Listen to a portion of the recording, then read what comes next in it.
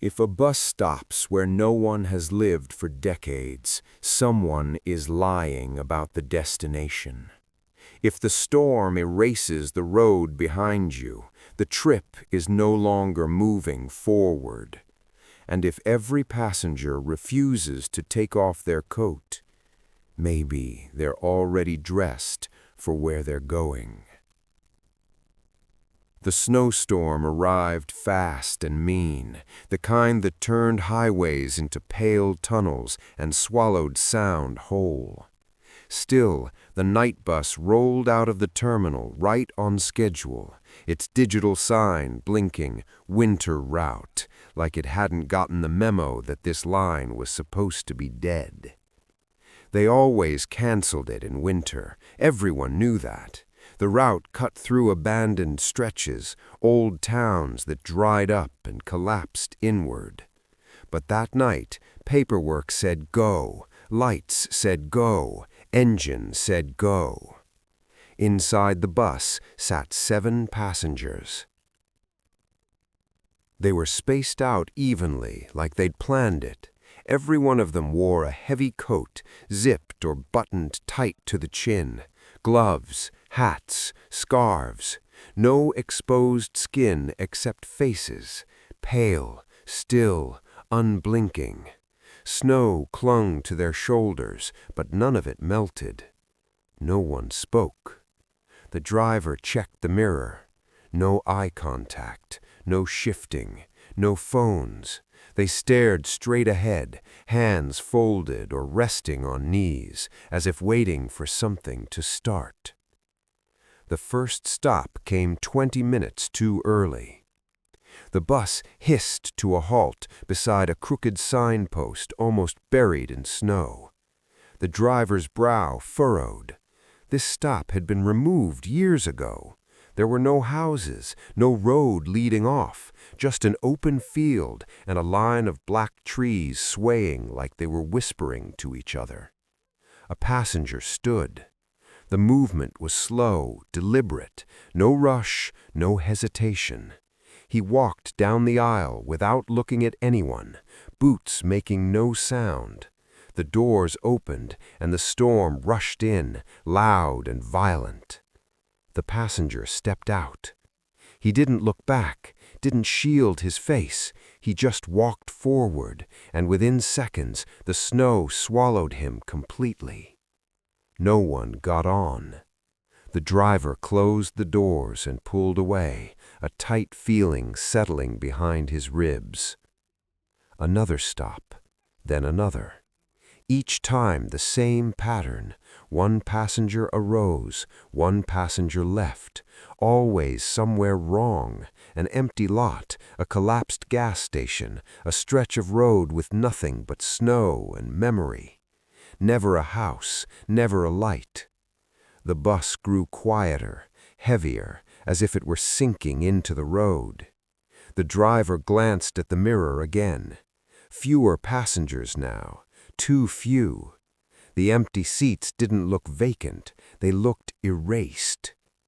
As the bus pushed deeper into the storm, the radio crackled to life on its own. Not dispatch, not music, just fragments, static-cut voices, laughter with no breath behind it, a man whispering a name over and over. When the final stop appeared through the snow, the terminal lights were too bright, too clean, like a photograph pasted onto the night. The driver parked, the engine idled. He turned around. The bus was empty. On the seat beside him lay a folded sheet of paper, old, yellowed, covered in names. At the top, in block letters, "Missing Persons, Winter Route." The dates spanned decades, and at the very bottom, written fresh and dark, was a name the driver knew far too well. The driver stayed seated longer than he should have. The engine hummed beneath him, steady and real, as if it were trying to convince him that nothing was wrong. Outside the windshield, the terminal stood perfectly intact. No cracked concrete, no boarded windows, no signs of abandonment. That alone made his skin crawl. This terminal had closed years ago. The snow stopped at its edges, unnaturally clean, as though the storm refused to touch it. Light spilled from the tall windows in a warm yellow glow that felt staged, like a set built to look safe. The driver took the list with him when he stepped off the bus. Inside, the air smelled wrong, not mold, not dust, something flat and dry like old paper stored too long in a box. The waiting area was empty, yet every seat was perfectly aligned. A vending machine hummed in the corner, stocked with snacks whose packaging styles didn't match the same decade. Behind the counter sat the dispatcher. The uniform was correct, the posture was correct, but the face was hidden under the shadow of a cap pulled too low, even though the lights above were bright enough to erase any shadow. "You're early," the dispatcher said without looking up. The driver placed the list on the counter. There was no one left on the bus. The dispatcher nodded slowly, as if this confirmed something. "That happens." A stamp appeared in the dispatcher's hand. It came down hard on a form the driver hadn't seen a moment ago. When the driver glanced at it, his breath caught. The date had been changed, not to tomorrow, not to yesterday. It had been pushed back decades. "Route still active," the dispatcher said. "Winter runs just take longer." The driver's eyes drifted to the wall behind the counter. Photographs covered it, dozens of them, framed, labeled, "Employee of the Year." Different uniforms, different eras, but the same bus, the same route number, the same forced smile on every driver's face.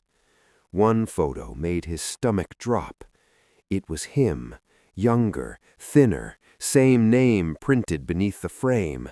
The date was from a winter he remembered clearly, because he'd quit driving buses the following spring. "I never took that photo," he said. The dispatcher finally looked up.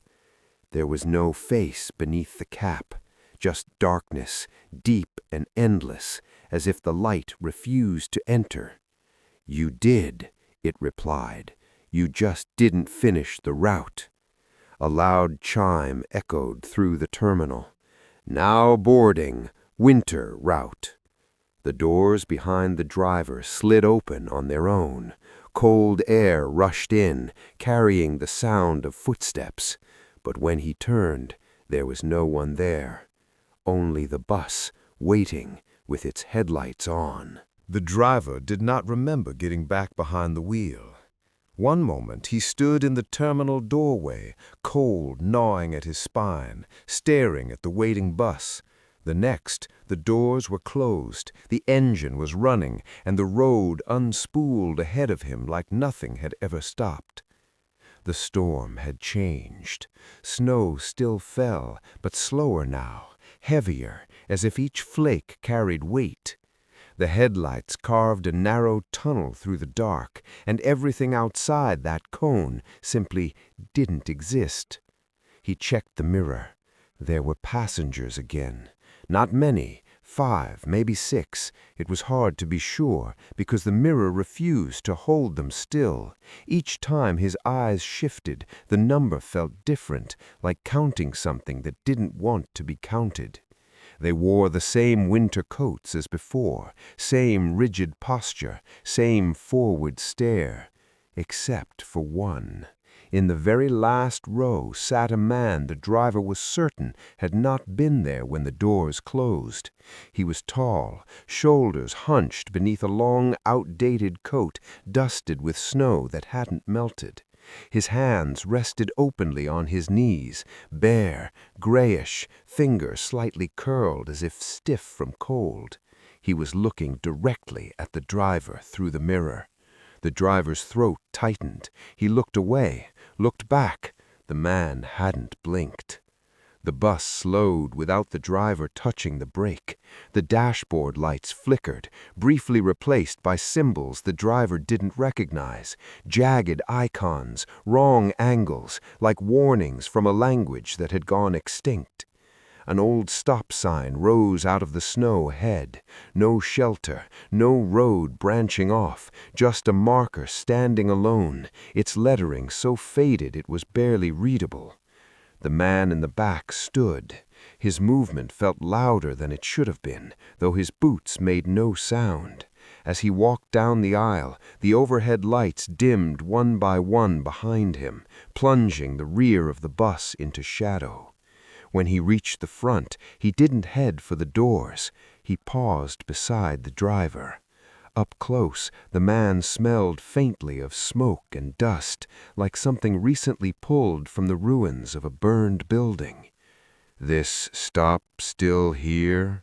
the man asked. His voice was dry, unused, like a door forced open after years. The driver swallowed. It was removed." The man nodded, unsurprised. "That figures." He reached into his coat and placed something on the fare box. It wasn't money. It was a small, corroded token, stamped with a design the driver didn't recognize, an emblem worn smooth by countless hands. The metal was warm. "Paid in advance, long time ago." The doors opened. No storm rushed in this time. Beyond the threshold was not snow, but darkness shaped like a hallway, narrow, deep, with faint outlines of doors along its sides. From somewhere far inside it came the muffled sound of voices arguing, crying, calling names. The man stepped down. Before disappearing into the dark, he turned his head just enough to glance back. "Don't miss your stop." The doors shut on their own. The bus lurched forward. In the mirror, one of the remaining passengers slowly turned their head for the first time and smiled. After the smiling passenger turned away, the bus fell into a deeper silence. Thick, pressing, as if the air itself had learned to hold its breath. The road no longer felt straight. The driver kept the wheel steady, yet the headlights revealed subtle bends that didn't register in his hands. The asphalt ahead shimmered, patched together from different eras. Fresh, reflective paint bleeding into cracked concrete, then into dirt packed hard by tires that hadn't rolled in years. A roadside billboard drifted past on the right. Half of it advertised a soft drink the driver recognized from childhood. The other half displayed a phone number with too many digits. The radio crackled. Not static, voices. A woman laughing too loudly, a man coughing deep and wet, a child humming a tune that skipped notes in a way that made the driver's jaw ache. The sounds overlapped, tangled, as if multiple moments were bleeding into one frequency. The next stop appeared without warning. A single streetlight stood in the snow, glowing weakly. Beneath it lay the remains of a sidewalk, cracked and swallowed by frost. The driver knew this place, or thought he did. There had once been houses here, a town. It had burned in a winter fire decades ago, the kind that left nothing worth rebuilding. The bus slowed. One of the passengers rose, an older woman in a long coat, buttons mismatched, eyes fixed forward. As she passed the driver, he noticed her shoes were soaked through, leaving no footprints on the floor. The doors opened. The smell of smoke poured in, warm and stale, carrying the faint sound of sirens that never arrived.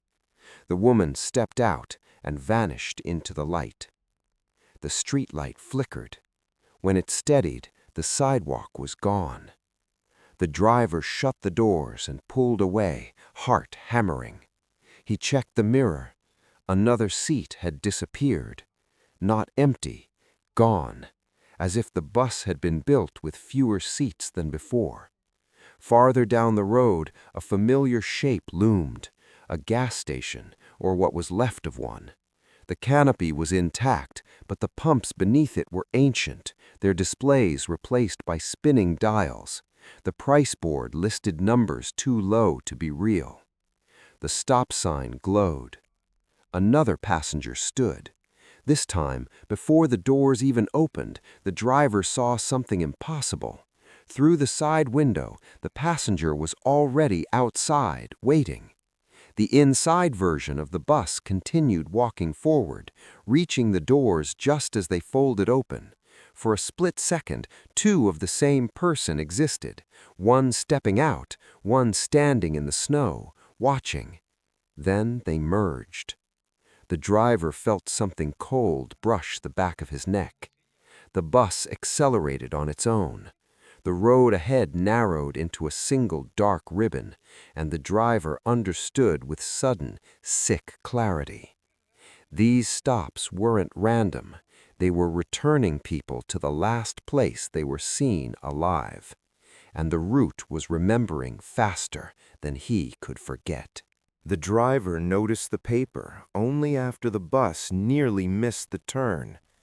It lay on the seat beside him, exactly where it hadn't been a moment ago. Folded once, edges soft, worn thin like it had passed through many hands. The same list from before, the one labeled Missing Persons, Winter Route, but heavier now, as if ink alone could add weight. He picked it up. The names were typed in neat columns, ages, dates, locations marked with vague descriptions instead of addresses, roadside, terminal, last stop. Some entries were old enough that the ink had faded to gray. As the bus rolled forward, the paper warmed under his fingers. A name shifted. The driver froze. He stared as letters subtly rearranged themselves, sliding like they were floating on water. One name dissolved entirely, replaced by another he recognized from the mirror, a passenger who had stepped off 3 stops ago. The date beside it flicked forward. Today. His pulse hammered in his ears. The bus hit a bump and the paper fluttered. Another line appeared at the bottom, blank at first, then slowly filling in, character by character. The driver's name. No date yet. From behind him came a soft sound, a coin tapping metal. Once, twice. The driver turned.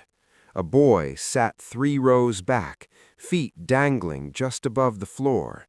He wore a thin school jacket, unzipped, soaked at the cuffs like he'd been standing in snow too long. Dark hair clung to his forehead.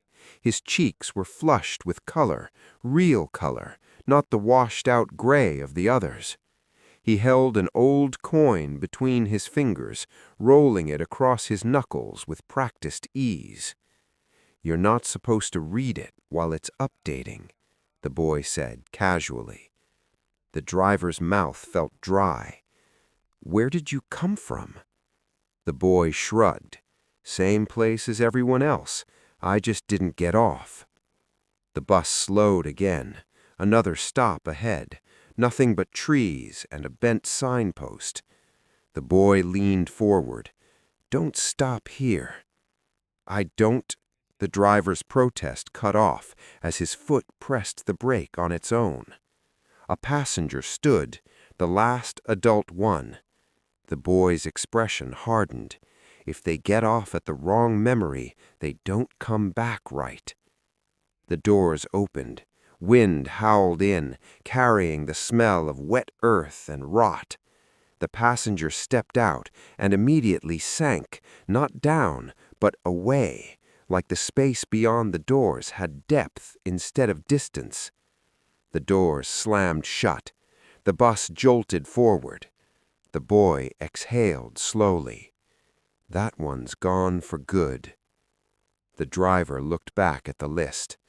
The blank line beneath his name filled in another entry. The boy's name, and beside it, instead of a date, a note appeared.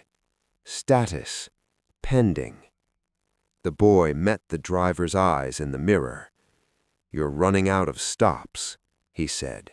The boy moved closer to the front without standing, sliding from seat to seat as if the space between rows didn't fully apply to him.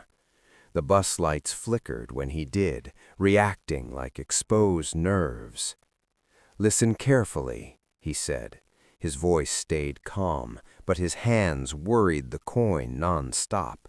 "This route has rules, not written ones, older." The driver kept his eyes on the road. It had narrowed again, the edges dissolving into blowing white. "What happens if I break them?"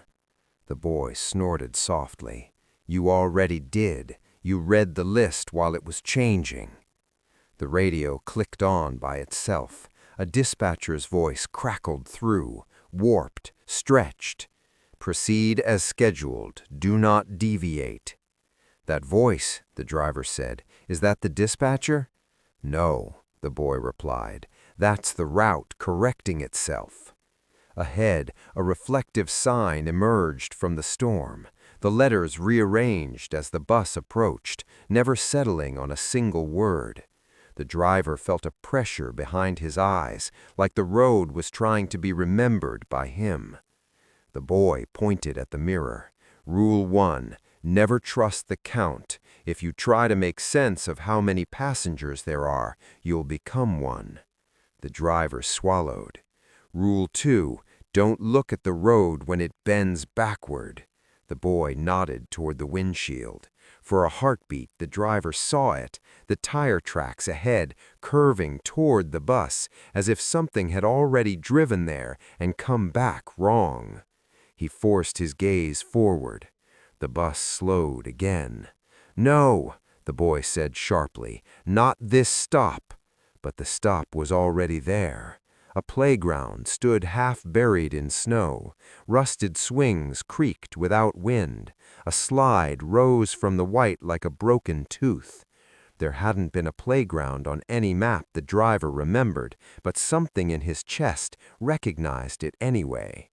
A woman stood from the middle row, younger than the others. Her coat was unbuttoned, revealing a hospital bracelet still wrapped around her wrist. "I just need to check something," she said quietly. It was the first time a passenger had spoken without being prompted. The boy shook his head. "If she goes, she won't come back the same." The driver tried to fight the brake this time. His leg trembled, muscles burning, but the pedal went down anyway. The doors opened. The woman stepped out, and immediately the playground shifted. The swings filled with children who weren't there a second ago. Their laughter rang hollow, echoing too long.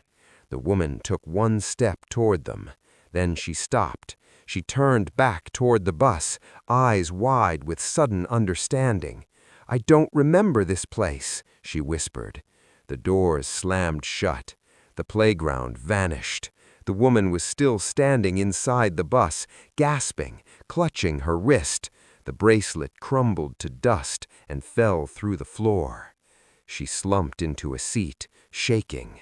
The boy exhaled, shoulders sagging. That was close. The driver stared at him. Why help them at all?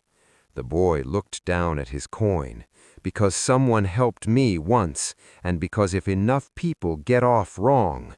He glanced at the list on the seat beside the driver, where names were filling faster now. The route doesn't need a driver anymore. The terminal appeared without warning. 1 second, the road was still there, narrow, warped, barely convincing, and the next, it simply ended, dissolving into a wide, empty lot dusted with snow. The headlights swept across concrete that looked freshly poured, uncracked, untouched by time. Too untouched. The building ahead was fully lit. Large glass windows, clean doors, a glowing sign that read "End of the line" in block letters that felt heavier than they should have. The bus rolled in on its own and parked. The engine shut off. Silence followed, deep, total, as if the storm had been muted. The driver didn't move. Neither did the remaining passengers. They sat frozen, staring forward, coats still on, breath fogging the air in shallow, synchronized puffs. The boy stood. "Careful here," he said quietly. "This is where the route lies the most." The terminal doors slid open before the driver touched them. Warm air poured out, carrying the smell of coffee, disinfectant, and something metallic underneath. Inside, the terminal looked normal at first glance. Too normal. Rows of seats, timetables, a snack counter glowing softly. But the details didn't agree with each other. The clocks on the walls all showed different times. The departure board listed destinations that had been erased from maps decades ago. On the far wall hung a television. It was already on. A news anchor spoke calmly about a series of disappearances linked to severe winter storms. Photos flashed across the screen. Faces from the bus, one by one. Every passenger who had stepped off at the wrong stop. The driver's chest tightened.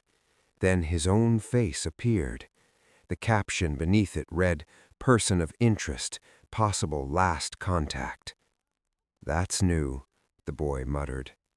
A voice echoed through the terminal speakers. "Final boarding for Route 9B." The driver turned slowly. Behind the glass doors, passengers were waiting. Dozens of them. They stood perfectly still, coats on, faces pale, eyes fixed forward. Snow clung to their shoulders, but none of it melted. Their reflections didn't match their movements. The driver backed away. "Those aren't—" "Not yet. They're waiting to be." The list on the driver's seat grew hot, ink bleeding through the paper. Names filled rapidly now, lines stacking on top of each other. At the bottom, a new heading appeared on its own. Driver, vacant.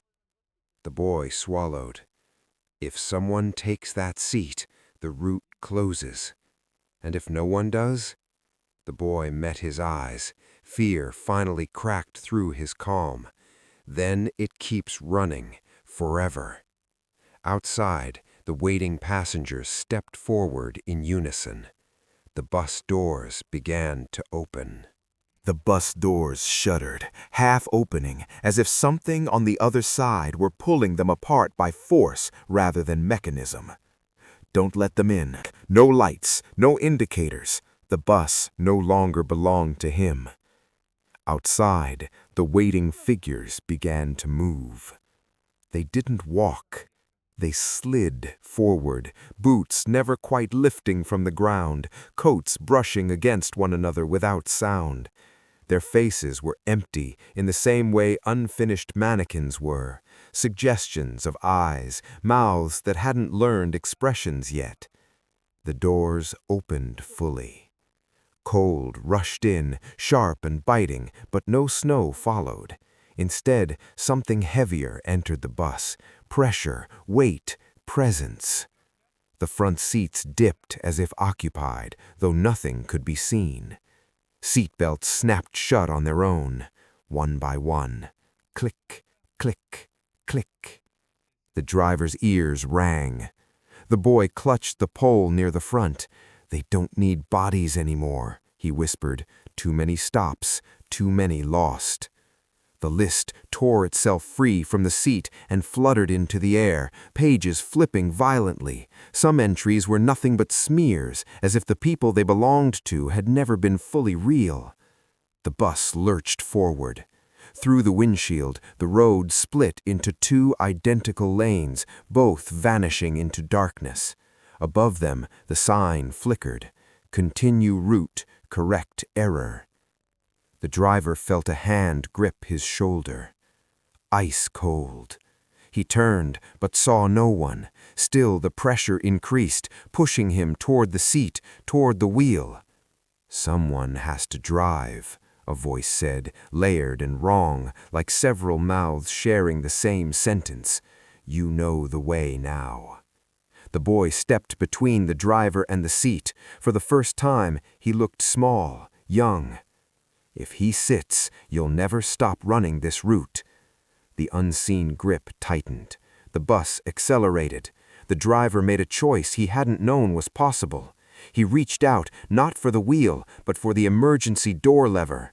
Metal screamed as it pulled free. The back of the bus exploded open, not into snow, but into a vast, echoing dark. Wind howled inward, ripping at coats, at seats, at the invisible weight filling the cabin. The unseen passengers screamed, not loudly, but all at once. The bus skidded sideways. The boy was dragged toward the open void, fingers slipping. He looked back at the driver, eyes wide, not afraid, but urgent. "Whatever happens, don't take the seat," he shouted over the roar. And the dark pulled him out, and the bus slammed to a stop. The doors snapped shut. Silence returned. The driver was alone again, but the driver's seat was still warm. The silence didn't last. The bus sat motionless, engine dead, lights dimmed to a weak amber glow. Snow pressed against the windows again, ordinary and loud, as if the world were trying to convince itself it was back to normal. The driver stood trembling in the aisle. Something was wrong with his body. His hands felt distant, heavy.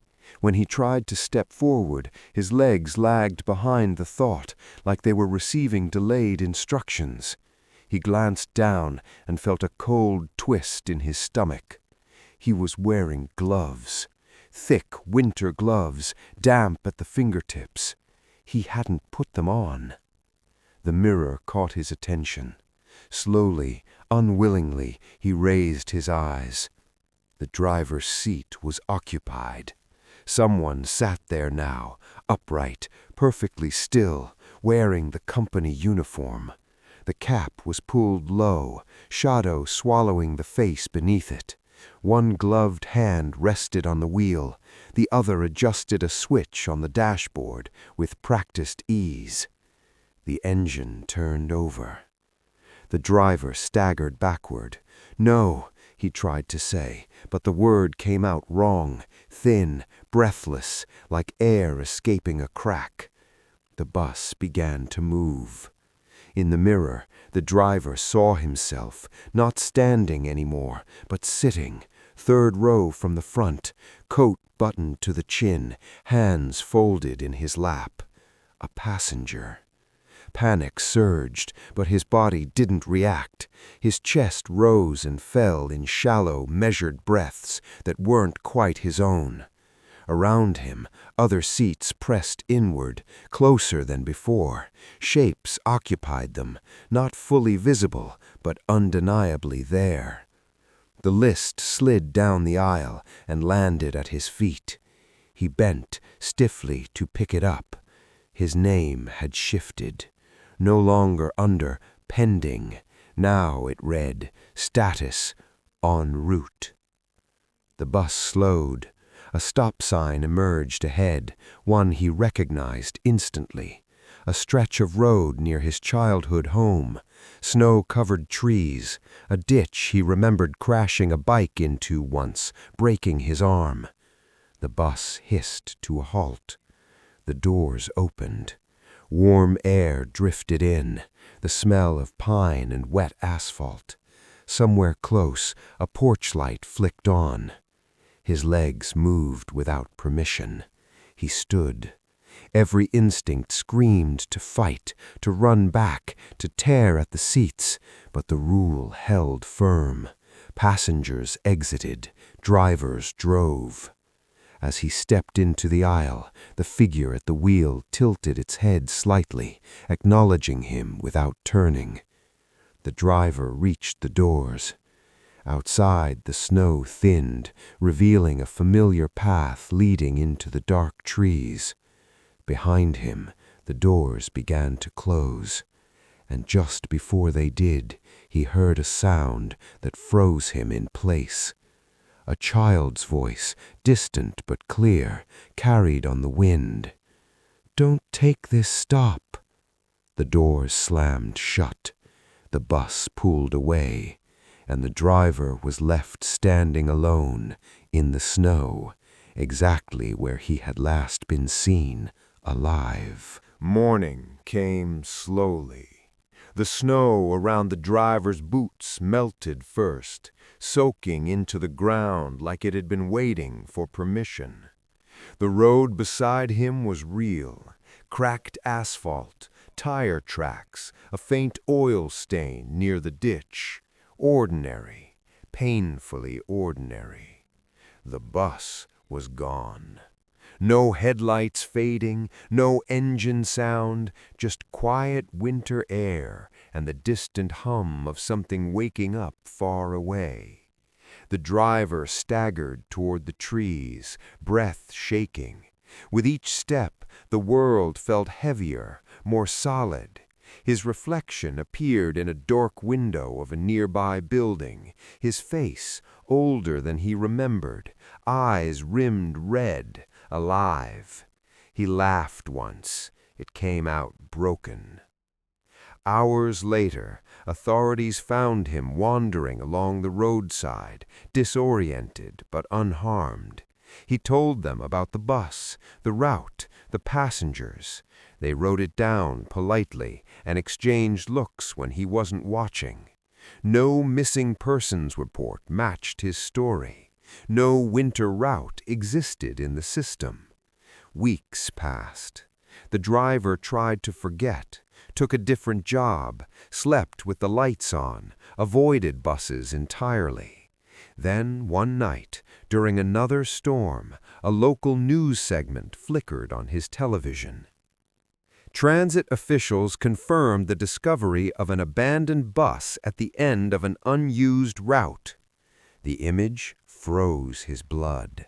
The bus sat half buried in snow, paint faded, windows dark. Through the windshield, a figure could be seen in the driver's seat, upright, motionless, face obscured by shadow. Authorities said it had been empty when they arrived, except for one thing. On the driver's seat lay a folded list, not missing persons, found persons. Every name was crossed out, every name except one, a child's. The final line beneath it read, "Route status, unresolved. Driver, temporary release." That night, as the storm howled outside, the driver heard a familiar sound through his open window. Air brakes, a soft hydraulic hiss, and somewhere in the dark, a digital sign blinked back on.